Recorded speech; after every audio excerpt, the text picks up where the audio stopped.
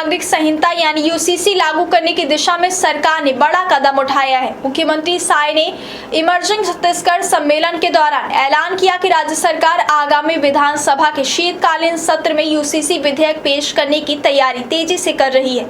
उन्होंने कहा कि छत्तीसगढ़ माता कौशल्या की पावन भूमि है और यहाँ महिलाओं को सम्मान, सुरक्षा और समान अधिकार सुनिश्चित करना सरकार की सर्वोच्च प्राथमिकता है। मुख्यमंत्री के मुताबिक समान नागरिक संहिता सामाजिक न्याय, समानता और महिलाओं के अधिकारों को और मजबूत करने की दिशा में महत्वपूर्ण पहल साबित होगी। उन्होंने स्पष्ट किया कि सरकार इस विषय पर पूरी गंभीरता से काम कर रही है और सभी आवश्यक प्रक्रियाओं को तेजी से पूरा किया जा रहा है।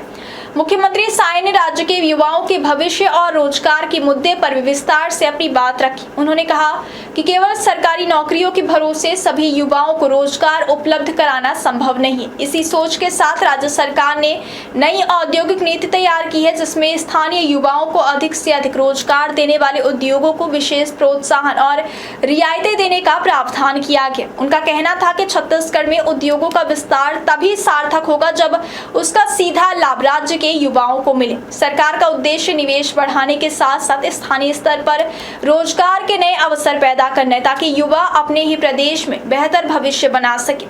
महिलाओं के सशक्तिकरण को सरकार की प्राथमिकताओं में शामिल बताते हुए मुख्यमंत्री ने कहा कि महतारी वंदन योजना के माध्यम से महिलाओं को आर्थिक रूप से आत्मनिर्भर बनाने का अभियान लगातार जारी है।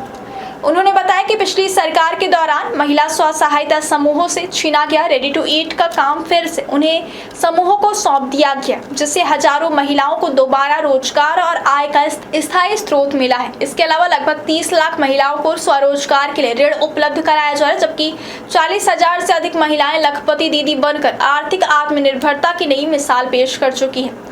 मुख्यमंत्री ने कहा कि सरकार का लक्ष्य महिलाओं को केवल योजनाओं का लाभार्थी बनाना नहीं, बल्कि उन्हें आर्थिक विकास की मुख्य धारा में शामिल करना है। बस्तर के समग्र विकास को लेकर मुख्यमंत्री ने विकसित बस्तर के विजन की भी विस्तार से जानकारी दी। उन्होंने बताया कि बस्तर मुने अभियान के तहत प्रशासनिक अधिकारियों को गाँवों में 2 से 3 दिन तक रुककर लोगों की समस्याओं का मौके पर समाधान करने की जिम्मेदारी दी गई है।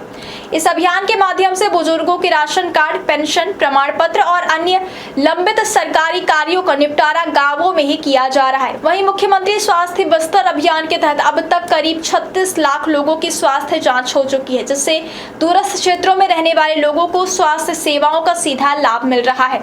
मुख्यमंत्री ने बताया कि बस्तर क्षेत्र में सिंचाई और कृषि विकास को नई गति देने के लिए इंद्रावती नदी पर 2 बड़ी सिंचाई परियोजनाएं शुरू की जा रही है। इन परियोजनाओं से लगभग 80,000 परिवारों को सीधे लाभ मिलने की उम्मीद है, जिससे खेती की उत्पादकता बढ़ेगी और किसानों को आय में भी सुधार होगा।